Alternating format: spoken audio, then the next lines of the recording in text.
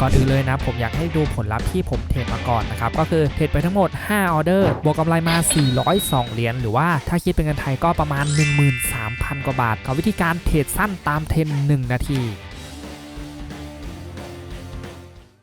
สวัสดีครับก็ยินดีต้อนรับเข้าสู่ช่อง M Trader Trick อยู่ผม @M นะฮะอย่างที่ได้เกินไปนะครับคลิปนี้นะก็เป็นการแชร์ประสบการณ์เทรดทำกำไร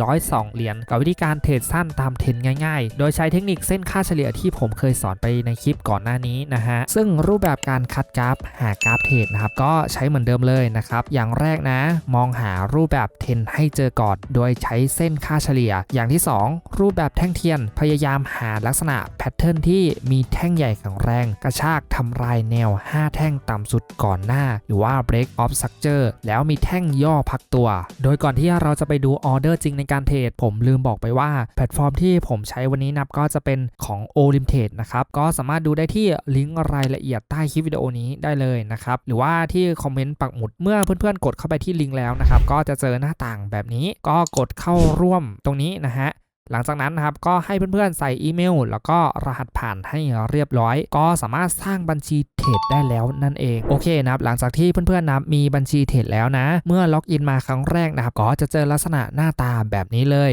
ซึ่งสำหรับเพื่อนๆที่ใช้งานผ่านมือถือก็สามารถเทรดได้เหมือนกันก็จะมีในส่วนของแอป Olimtrade นะสามารถโหลดผ่าน App Store แล้วก็ล็อกอินเข้ามาได้เหมือนกันเลยโดยสำหรับเพื่อนๆคนใหม่นะครับที่ยังไม่รู้ว่า Olimtrade ทำกำไรได้อย่างไรเดี๋ยวผมขออธิบายคร่าวๆแบบนี้ก็คือ Olimtrade เป็นแพลตฟอร์มที่เทรดได้หลากหลายอย่างแต่ในคลิปวิดีโอนี้นะครับก็จะเน้นไปที่รูปแบบ FTT นะครับหรือว่า Fixed Time หรือว่าถ้าเพื่อนๆยังไม่รู้จักนะครับก็จะเป็นการเทรดสั้นเป็นหลักนั่นเองนะก็คือเป็นการคาดการณ์ล่วงหน้านะครับว่าอีก1 นาทีข้างหน้ากราฟนะครับจะมีราคาสูงขึ้นหรือว่าราคาต่ำลงมากว่าในราคาปัจจุบันยกตัวอย่างเช่นนะครับตอนนี้นะผมจะคาดการณ์ว่าอีก1 นาทีข้างหน้ากราฟจะวิ่งขึ้นสูงกว่าในราคาปัจจุบันก็แค่กดซื้อขึ้นแล้วก็รอระยะเวลาวิ่งให้ครบ1 นาทีอย่างอันนี้ผมกดซื้อขึ้นตรงจุดนี้แล้วราคากำลังวิ่งขึ้นไปจบบริเวณจุดนี้แบบนี้ก็คือเป็นการคาดการณ์ถูกต้องนะครับก็จะได้กำไรมานั่นเองแต่ถ้าราคาวิ่งลงมาต่ำกว่าจุดที่ผมซื้อนี้นะครับผมก็จะมีผลขาดทุนนั่นเองซึ่งก็สามารถทำกำไรได้ทั้ง2ทางเลยนะครับไม่ว่าจะกดซื้อขึ้นหรือว่ากดซื้อลงนั่นเองนะฮะโดยสำหรับการทำกำไรนะครับสังเกตเปอร์เซ็นต์ตรงนี้นะครับตอนนี้กราฟนะครับให้เปอร์เซ็นต์อยู่ที่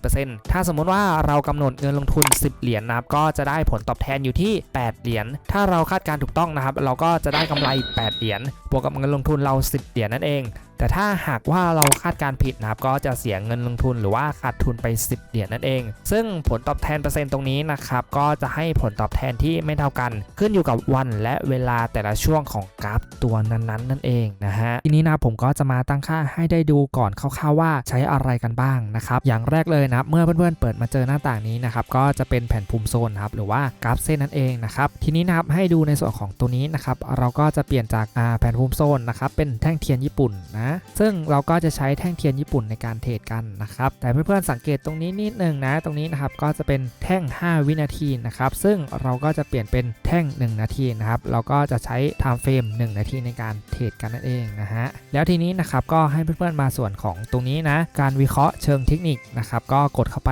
นะซึ่งเราก็จะใช้ในส่วนของอินดิเคเตอร์เข้ามาช่วยในการหาจังหวะนะครับหรือว่าหาจุดเข้าซื้อกันนั่นเองนะครับก็ให้มาเพิ่มเครื่องมือตรงนี้นะครับให้เลือกตรงนี้อินดิเคเตอร์นะตัวแรกนะครับก็จะเป็นในส่วนของ SMA นะครับซึ่ง SMA ตรงนี้นะครับก็จะเปลี่ยนค่าตรงนี้นะ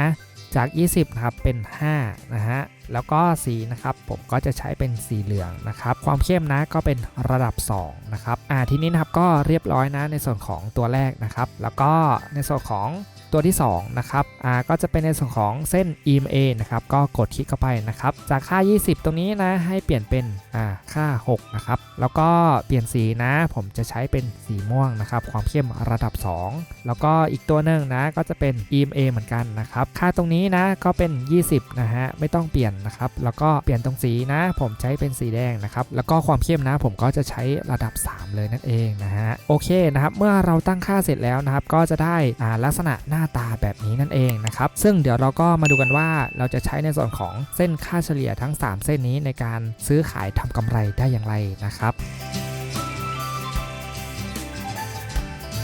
ทีนี้เรามาดูในส่วนของจังหวะในการเทรดจริงกันเลยสำหรับในจังหวะแรกนี้นะครับหลังจากที่เปิดกราฟมานะฮะผมก็ดูแนวโน้มก่อนเลยสำหรับแนวโน้มจังหวะนี้เนี่ยเพื่อนๆดูด้วยตาเปล่านะครับก็น่าจะเห็นว่ากราฟกำลังไต่ระดับขึ้นอยู่เลยนะฮะทีนี้ผมเห็นในส่วนของแพทเทิร์นของแท่งเทียนแล้วนะฮะว่าเข้ากับเงื่อนไขเทรดของเรานะครับผมก็ทำการตีในส่วนของแนวเอาไว้ตรงนี้1แนวนั่นเองนะครับแล้วก็แท่งปัจจุบันนี้นะครับมีการย่อตัวลงมานะผมก็ทำการกดซื้อขึ้นไปก่อน1ไม้นะฮะหลังจากนั้นเนี่ยก็รอดูสถานการณ์กราฟนะครับก็มีการย่อตัวลงมานะถึงในส่วนของแนวรับเส้นนี้นะที่ผมตีไว้นะฮะทีนี้ผมก็ทำการกดย้ำไปอีก1ไม้นั่นเองนะครับก็จะได้เป็นจุดที่ดีกว่าใน2จุดแรกนั่นเองนะฮะก็ค่อนข้างมั่นใจนะครับว่ากราฟนะน่าจะมีโอกาสที่จะไปต่อได้อยู่นั่นเองนะครับเพราะว่าดูจากแพทเทิร์นแล้วก็รูปแบบการวิ่งของกราฟเนี่ยก็เข้ากับเงื่อนไขเทคนิคของเราเลยนะฮะก็คือในส่วนของเส้น SMA แล้วก็ EMA ของเรานะอยู่ใต้กราฟลักษณะนี้นะครับซึ่งเพื่อนๆสังเกตแท่งเทียนดูก็ค่อนข้างชัดเจนนะแต่อยู่ด้านบนเส้นค่าเฉลี่ยแบบนี้เลยนะครับแล้วก็ทำเคิร์ฟขึ้นไปค่อนข้างสวยเลยนะฮะแล้วก็ทีนี้เนี่ยมาถึงในส่วนของจุดที่ผมเข้าออเดอร์ตรงนี้นะครับผมสังเกตเห็นในส่วนของแท่งแข็งแรงก่อนเลยนะแท่งแข็งแรงแท่งนี้นะค่อนข้างชัดเจนมากๆนะครับหรือว่าเป็นอิมบาลานซ์ที่ค่อนข้างสวยเลยนะครับสามารถขึ้นมาชนะใน2แนวก่อนหน้านี้ได้นะครับแล้วก็มีในส่วนของแท่งพักตัวนะครับแท่งพักตัวแท่งนี้เนี่ยผมก็เคยบอกไปแล้วว่าถ้าเกิดว่ามีไส้ด้านล่างแบบนี้เนี่ยเราก็สามารถตีแนวแล้วก็หาจุดเข้าตรงบริเวณปลายไส้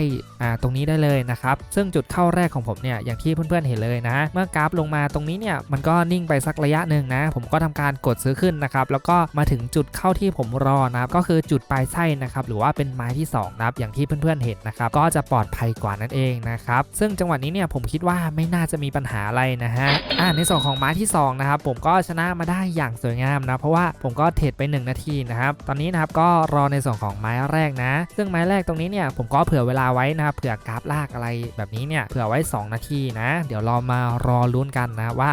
จะเป็นยังไงนะครับแต่ตอนนี้เนี่ยกราฟก็มีการทำแท่งเขียวนะครับเหมือนว่าจะสามารถขึ้นไปทำไฮที่สูงกว่าใน2จุดก่อนหน้านี้ได้นะครับแบบนี้เนี่ยผมก็คิดว่าโอกาสที่จะชนะนะมีสูงนะก็เดี๋ยวเรามาดูกันนะครับ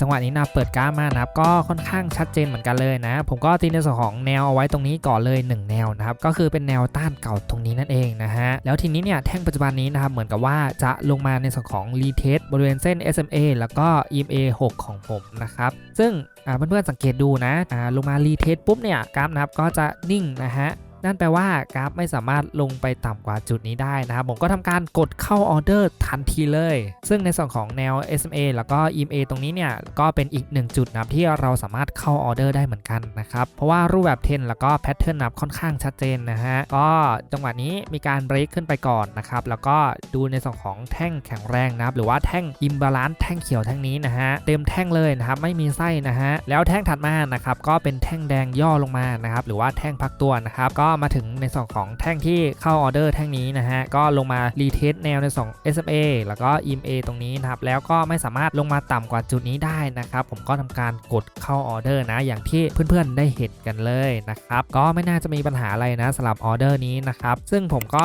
ตั้งระยะเวลาในการเทรดไว้ที่1นาทีนะฮะ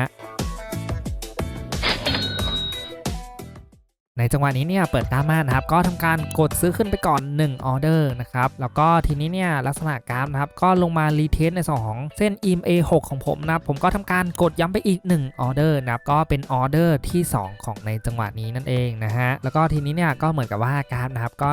มีการกระชากลงมาเล็กน้อยนะครับจากแนวที่ผมกดเข้าออเดอร์ตรงนี้นะครับก็แอบใจหายเหมือนกันนะฮะคิดว่าน่าจะกลับตัวแล้วนะครับแต่เพื่อนๆดูนะครับภาพรวมนะก็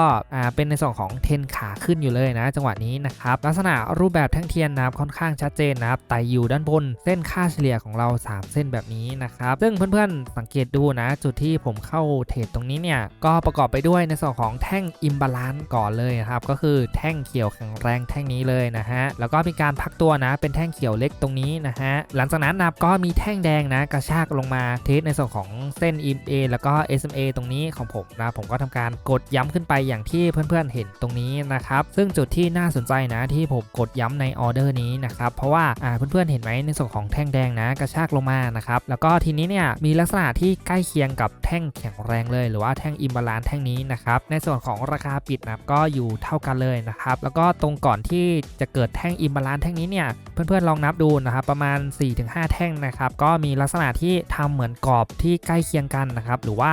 ปลายไส้นะไม่สามารถทะลุไปได้นะครับแล้วก็เกิดแท่งอิมบาลานซ์แท่งนี้ทะลุขึ้นมาได้นะครับนั่นแปลว่าในส่วนของตรงนี้เนี่ยสามารถสร้างโซนใหม่ได้แล้วนั่นเองนะครับผมก็เลยวัดใจในส่วนของตรงนี้เลยนะฮะถ้าเกิดว่าลักษณะกราฟนะไม่สามารถลงไปต่อได้นะครับก็จะมีในส่วนของแรงซื้อเข้ามานะครับสามารถขึ้นไปต่อได้นั่นเองนะครับก็ในส่วนของออเดอร์ที่2นะครับก็สามารถชนะมาได้อย่างสวยงามนั่นเองนะก็เหลืออีก1ออเดอร์นะครับหรือว่าอีก1ไม้นะเดี๋ยวเรามารอดูกันซึ่งผมก็มองว่าไม่น่าจะมีปัญหาอะไรนะเพราะว่าตอนนี้ในส่วนของรูปแบบเทรนก็กำลังไต่ขึ้นค่อนข้างสวยนะฮะแล้วก็มีในส่วนของจุดสวิงโลก่อนหน้านี้นะครับผมมองว่าน่าจะมีแรงที่จะสามารถขึ้นไปต่อได้อยู่นั่นเองนะครับก็เดี๋ยวเรามารอลุ้นกันนะสำหรับในส่วนของออเดอร์นี้นะครับว่าจะเป็นยังไงนะฮะเป็นยังไงกันบ้างเพื่อนๆพอที่จะเห็นภาพแล้วก็ไอเดียในการหาจุดเข้าเทรดกันพอสมควรเนาะซึ่งในการเทรดวันนี้เนี่ยผมก็เน้นเทรดตามเทรนระยะสั้นนะฮะอย่างที่เพื่อนๆได้เห็นเลยนะครับเทรนวันนี้นะครับก็เป็นเทรนขาขึ้นซะส่วนใหญ่นะในส่วนของคู่สกุลเงินหลักผมก็วิเคราะห์หาจังหวะเทรดตามน้ำได้เลยนะฮะซึ่งก็ต้องบอกเพื่อนๆก่อนว่ามันไม่มีเทคนิคไหนที่จะแม่นยำหรือว่าจุดที่จะได้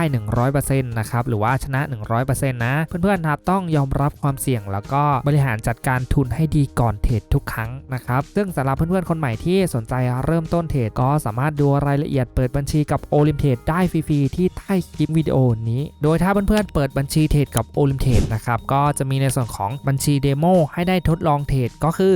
$10,000 แบบฟรีๆก็สามารถใช้ตรงนี้ฝึกฝนให้เข้าใจมั่นใจก่อนที่จะเติมเงินจริงนะครับสุดท้ายนี้นะครับถ้าเกิดว่าเพื่อนๆติดตรงไหนหรือว่ามีคำถามที่ไม่เข้าใจตรงส่วนไหนนะครับก็สามารถพิมพ์สอบถามกันเข้ามาที่ใต้คอมเมนต์นี้ได้เลยนะฮะเดี๋ยวผมก็จะมาอ่านแล้วก็จะตอบให้นั่นเองแล้วก็หวังว่าคลิปวิดีโอนี้นะครับจะเป็นประโยชน์ต่อเพื่อนๆไม่มากก็น้อยนะฮะแล้วเจอกันใหม่ในคลิปวิดีโอถัดไป